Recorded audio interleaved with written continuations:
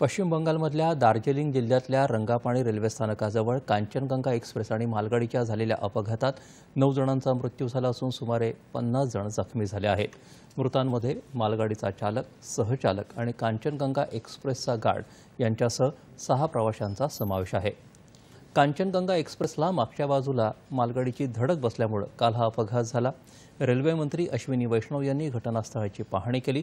तसंच सिलीगुडी इथं नॉर्थ बंगाल वैद्यकीय महाविद्यालयाला भेट देऊन तिथं उपचार घेत असलेल्या जखमींची विचारपूस केली।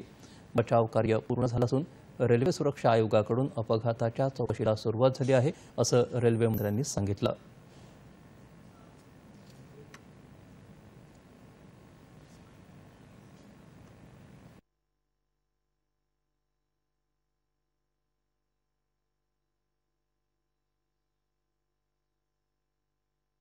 अभी सारा फोकस रेस्क्यू और रेस्टोरेशन पे है। साथ ही साथ कमिश्नर रेल सेफ्टी के द्वारा जो इंक्वायरी होती है वो इंक्वायरी भी आरंभ हो गई है।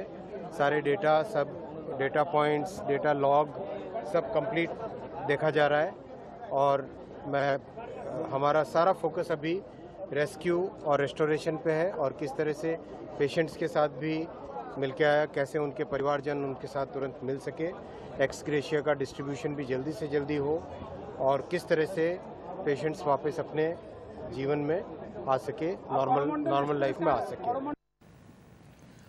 राष्ट्रपती द्रौपदी मुर्मू आणि पंतप्रधान नरेंद्र मोदी यांनी या दुर्घटनेतल्या जीवितहानीबद्दल दुःख व्यक्त केलं।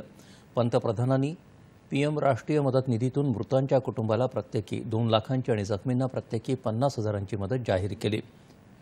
तसंच रेल्वे मंत्रालय मृतांच्या कुटुंबाला प्रत्येकी 10 लाख रुपये, गंभीर जखमींना प्रत्येकी 2.5 लाख रुपये आणि किरकोळ जखमींना प्रत्येकी 50,000 रुपये मदत देणार आहे।